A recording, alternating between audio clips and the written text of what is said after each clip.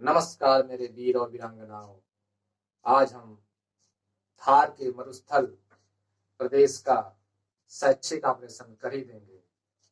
इसी तरह अगर आप लोगों का सहयोग मिलता रहा, चलिए आइए शुरू करते हैं। थार का मरुस्थल।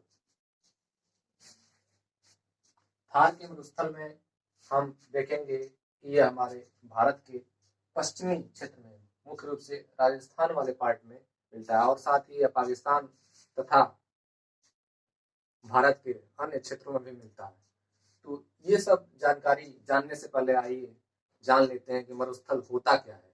मरुस्थल जो होता है, मुख्य रूप से उसकी परिभाषा जो दी गई है कि वह ऐसा क्षेत्र जहां 25 सेमी से कम वर्षा होती है, उस क्षेत्र को मरुस्थल कहा जाता है। इस दृष्टि से भारत में दो क्षेत्र हैं, पहला तो लद्दाख है और दूसरा है हमारा राजस्थान का थार मरुस्थल।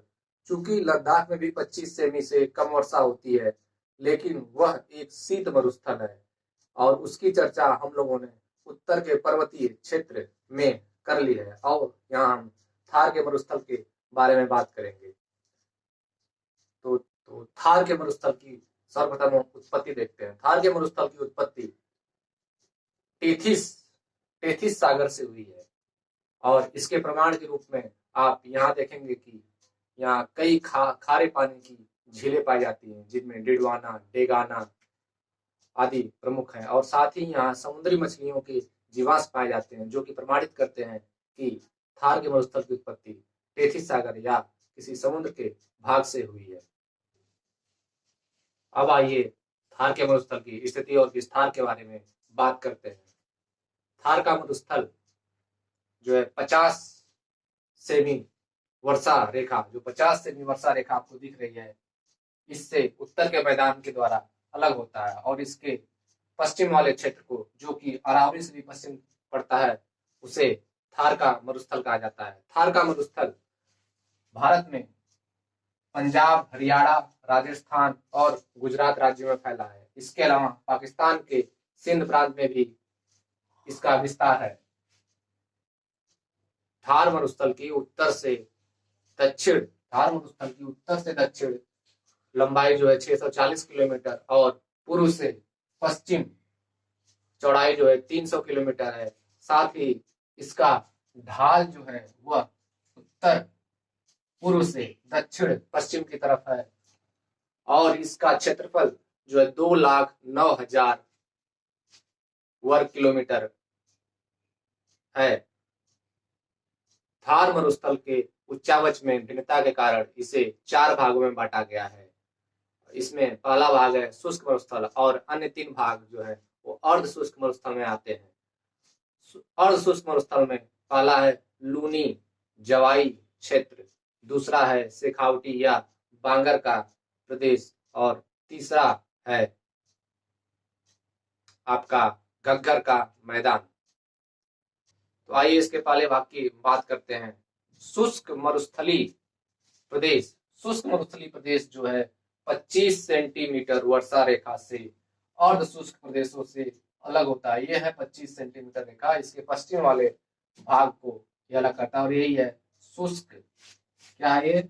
शुष्क मरुस्थलीय प्रदेश। शुष्क मरुस्थलीय प्रदेश की विशेषता यह है कि यह रेतीला रेगिस्तान है और यहाँ पे बालुका स्तूप बड़ी संख्या में पाए जाते हैं। बालुका स्तूपों में अनुप्रस्थ बालुका स्तूप, अनुदैर्ध्य बालुका स्तूप और बरखान स्तूप प्रमुख रूप से पाए जाते हैं। इसके अलावा यहाँ एक पट्टी के रूप में घास का मैदान पाया जाता है, जिसे सेवड़ घास का मैदान कहते हैं। यह पशुओं के चारों के लिए उपयोग किया जाता है। यह घास का मैदान यहाँ की एक भूगर्भ जल पेटी पर स्थित है, जिसे लाठी सीरीज भी बोला जाता है। इसके अलावा इस क्षेत्र में ये जो 25 सेंटीमीटर देखा, इस क्षेत्र में जो है बड़ी संख्या में कई पेट्रोलियम कुओं और गैस कुओं की खोज की गई है। इसके बाद हमारा क्षेत्र है लूनी और जवाई क्षेत्र। लूनी और जवाई क्षेत्र जो है इसी से सटा साउथ या दक्षिण का भाग है। जो लूनी और जवाई क्षेत्र के नाम से जाना जाता है, लूनी, और इसकी सहायक नदी है जवाई।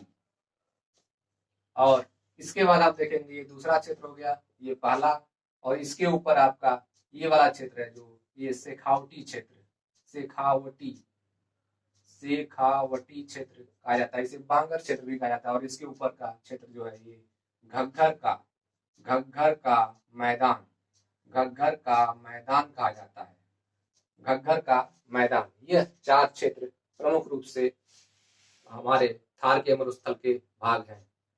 इसमें याद हो गया आपका, पहला है शुष्क मरुस्थल क्षेत्र, इसके बाद बाकी 3 जो है अर्ध शुष्क मरुस्थल क्षेत्र हैं, जिनमें आपका लूनी जवाई क्षेत्र, दूसरा है शेखावटी या बांगर का क्षेत्र, और तीसरा है आपका घग्घर का मैदान। तो यहाँ पे शेखावटी या बांगर प्रदेश में ही मुख्य रूप से राजस्थान की सभी खारी पानी की झीलें पाई जाती हैं। इसमें डिडवाना, डेगाना और जो आपका कूचामन झील प्रमुख है। यहाँ झीलों के बाद आने पर एक चीज और स्पष्ट कर देते हैं, ये झीलें जो प्लाया और बजादा के रूप में पाई जाती हैं। प्लाया और बजादा यहाँ होता क्या है ये बता देते हैं आपको। दो पहाड़ियां या टीले होते हैं, उनके बीच में वर्षा का जल या ऐसा जल भर जाता है। यहाँ पे ये देखिए वर्षा का जल है, और इसके किनारे पे जो है कंकड़ पत्थर रहते हैं, ये कंकड़ पत्थर रहते हैं। तो इसकी वजह से ये झील अस्थायी झील होती है कुछ दिनों के लिए। इसी को प्लाया बोला जाता है, इसी को प्लाया बोला जाता है। और कुछ समय बाद ये मौसम के अनुसार जब गर्मियों की मौसम आता है तो ये सूख जाता है। और ये जो कंकड़ पत्थर का भाग है इसको बजादा कहा जाता है। क्या कहा जाता है? बजादा। और ये वाला क्षेत्र जो है, इस वाले क्षेत्र को आप लोग जानते हैं, भूगोल में पढ़ाया गया होगा, पेडीमेंट, इसको पेडीमेंट कहा जाता है। यह है आपका पेडीमेंट, इधर भी मिलता है पेडीमेंट। पेडीमेंट होता है, इसे पाद प्रदेश भी बोला जाता है। हिंदी में से पाद प्रदेश, जो पर्वत या टीलों का निचला भाग होता है वो होता है पेडीमेंट। पेडीमेंट के बाद ये कंकड़ पत्थर का रूप जो होता है इसे बोलते हैं बजादा, और इसके बाद झील के रूप में होता है इसे बोलते हैं प्लाया। यहाँ आप कंफ्यूज मत होइएगा, क्योंकि इसमें ये होता है कि तराई और उसके क्षेत्र से मिलता जुलता दिख रहा है, लेकिन यह शुष्क या अर्ध शुष्क क्षेत्रों में ही मिलता है। यह आर्द्र भूमियों से संबंधित, जहाँ पे बड़ी बड़ी नदियां पाई जाती है वहां ये नहीं मिलता है। और प्लाया के बाद आइए देख लेते हैं कि यहाँ पे मरुस्थलों को और किन किन नामों से जाना जाता है। तो यहाँ मरुस्थलों की संरचना और बनावट के आधार पे 3 भागों में बांटा गया है। पहला है आपका ईर्ग, दूसरा है आपका हमादा या हमाद, और तीसरा है आपका इसे कहते हैं रेंग।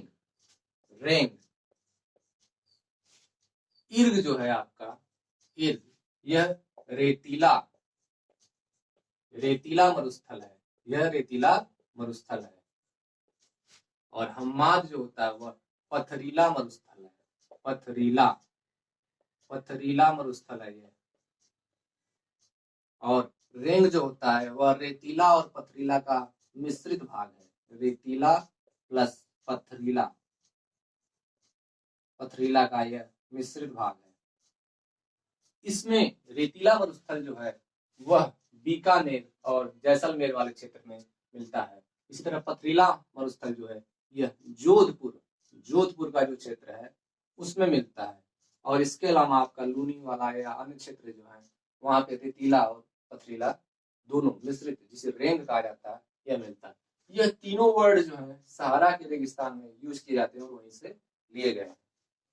तो यहाँ आपका थार का मरुस्थल ली प्रदेश समाप्त हुआ, और इसके आगे हम पढ़ेंगे प्रायद्वीपीय पठार, भारत का प्रायद्वीपीय पठार।